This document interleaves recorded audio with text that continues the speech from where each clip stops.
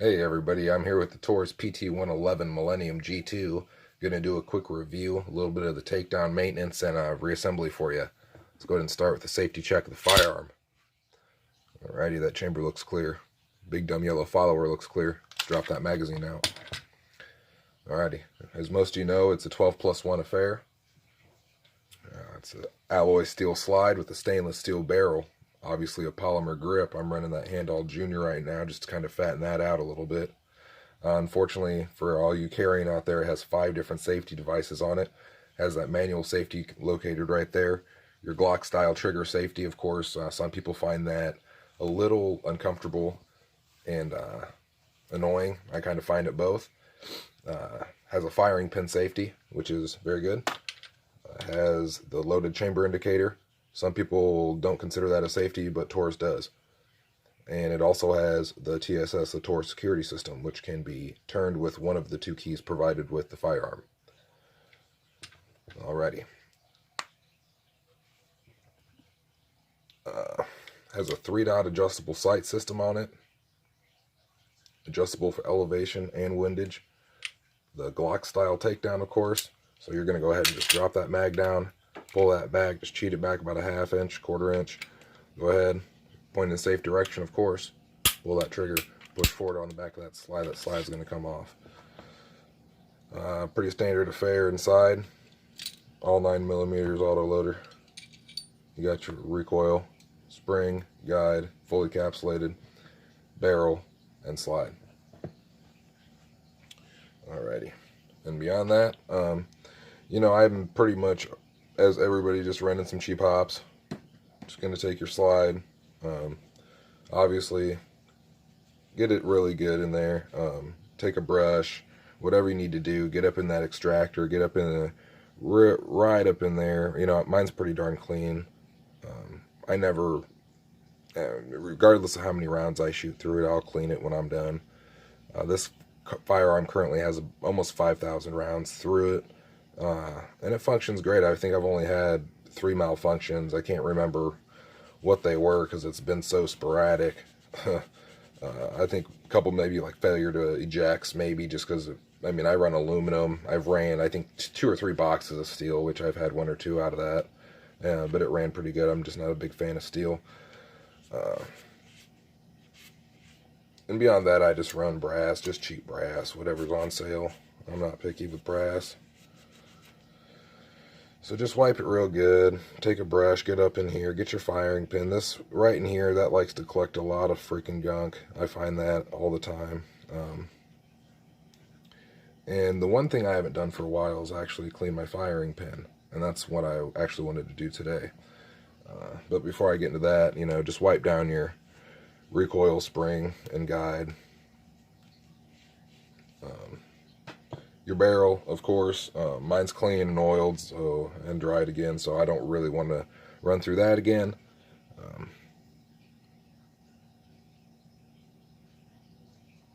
But you just want to take a quick wire brush through it with some good solvent. I've used bore snakes in the past. Bore snakes don't do a really good job. They're good for at the range. They're good for in the field, just to clear the bullshit out of your barrel real quick. But they suck overall. You can run a bore snake 20 times through a barrel and then run a brass brush through it. I'm sorry. And you'll still get deposits out of it, I guarantee you. And beyond that, in here for it's a pretty standard affair again inside here. Your ejector, you got your rail systems. The only thing I would have done is I would have beefed up that rail system a little bit more. It's taken a little bit of beating after 5,000 rounds, but it's still running good. So I'm not complaining too much. A lot of people complain that this magazine ejector falls out. Mine I have no problems with. I've never had a problem with. Maybe, you know what I mean? I don't know what they're putting in the batch nowadays in Brazil, but a year ago when I got my firearm, it's running great. So you just want to clean real good, obviously, up into your rail systems. Clean all this out. If you got some air duster even, blast some air duster through here. Get all that debris out of there. That's what I do. pretty standard affair. So back to now getting that firing pin out. My little tool here. What you're gonna want to do is just push right here and just nudge it forward. You see how it moves forward a little bit, and up comes, with a little bit of pressure, up comes your back plate. You can just release it, set it down, take another little key again, and push this right out. And out comes your guide, firing pin, and spring. And you can see how dirty it will get. And I clean this probably about every 1,000 rounds. So it's time for it. Just like that. Huh. It's about a new firing pin, huh?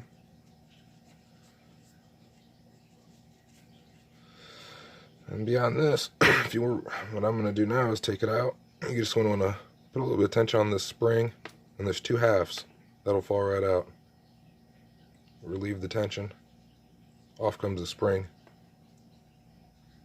Backwards comes your firing pin. There's also a spring on the inside. Remove it.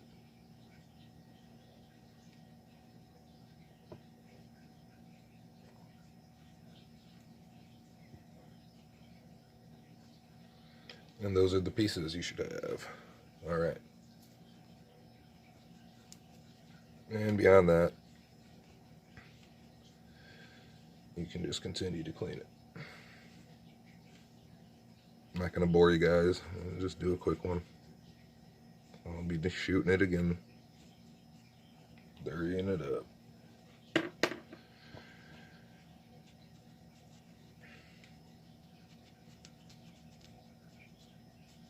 The barrel length is 3.2 inches.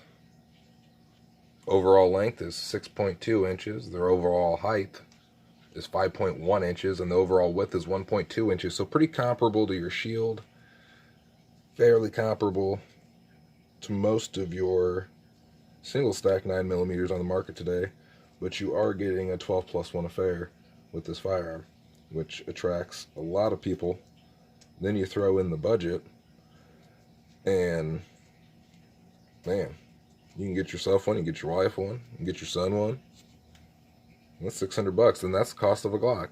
And everybody in the family just got a new pt111 G2. So, anyways, all right. And for reassembly, you're going to want to just take your firing pin and the small spring, insert it over your firing pin. Take your firing pin guide, insert your firing pin.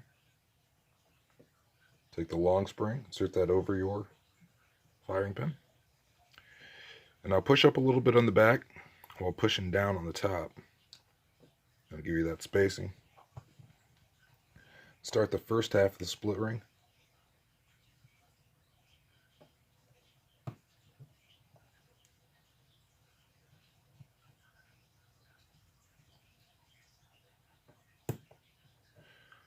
And that's what you got right there.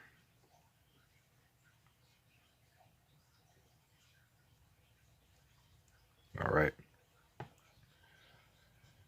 If you want to take an air compressor, air duster or something, and spray down in there, wipe it out maybe with a patch, clean that out a little bit. You're going to want to insert the firing pin with the spring and guide. You can see this is going to move a little bit, and that's going to allow you to press that in and get that back plate back on. Start the back plate right here. You take a small key or whatever you got to fit in there, and just press it right on the back of that and press in. And that back plate should start to just slide right up. Just like that. All right.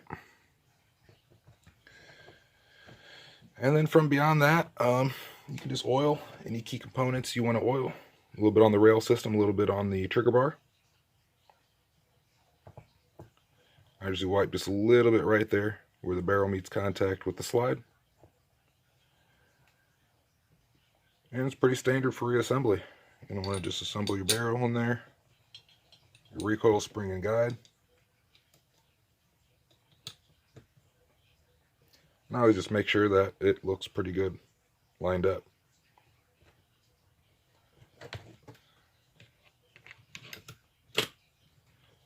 And of course, then you are going to want to do a function check.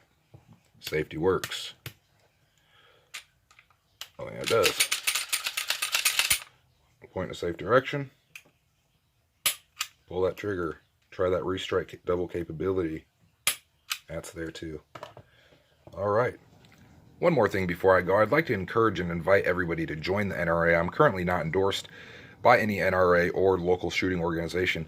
But it's good to get out there, show your support, and help the people that fight for our rights. Thanks a lot. Click like, subscribe, and I'll be back with more videos. Thanks a lot, guys. Have a great one.